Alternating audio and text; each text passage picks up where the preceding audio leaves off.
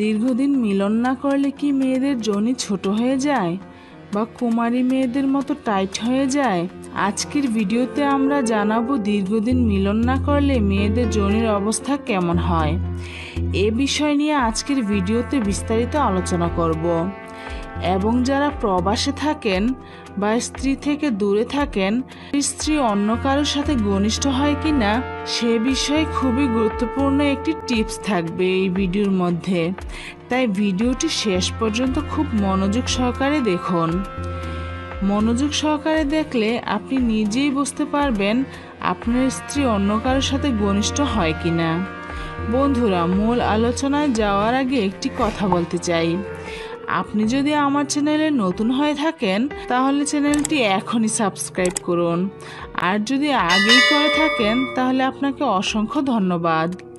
আর কথা না বাড়িয়ে মূল আলোচনায় চলে যাই। এক ভাই আমাকে প্রশ্ন করেছেন, আপু আমি 2 মাস হলো বিয়ে করেছি। বিয়ে করার পর 1 মাস আমি আমার বউর সাথে ছিলাম, তারপর আমি প্রবাসে চলে আসি।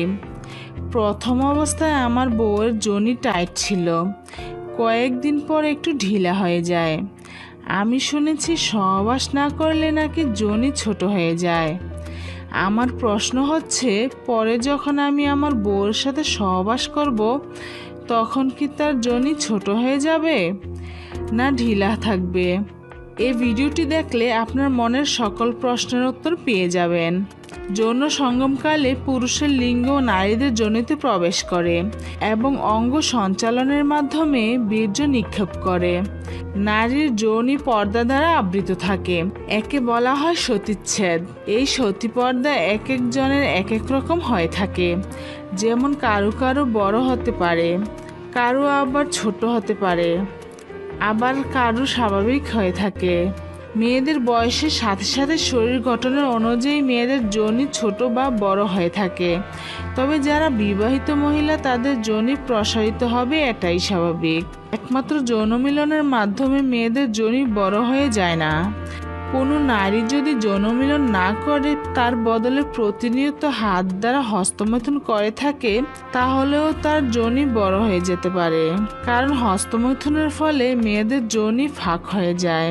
সুতরাং আপনি বুঝতে পেরেছেন যে সহবাস না করলে মেয়েদের যোনি ছোট হয়ে যায় না, যেমন ছিল তেমনই থাকে। তবে যৌনাঙ্গের ঘটনার সামান্য উন্নতি হতে পারে। আশা করি বিষয়টি বুঝতে পেরেছেন। এ বিষয়ে আরও কিছু জানার থাকলে কমেন্টে যুক্ত হবেন। ভিডিওটি ভালো লাগলে একটি লাইক দিয়ে বন্ধুদের সাথে শেয়ার করুন।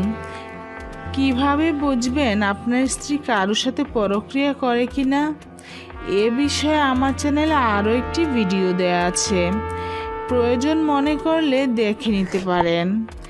এবং পরবর্তী ভিডিও সবার আগে পেতে চ্যানেলটি সাবস্ক্রাইব করে সঙ্গে থাকুন।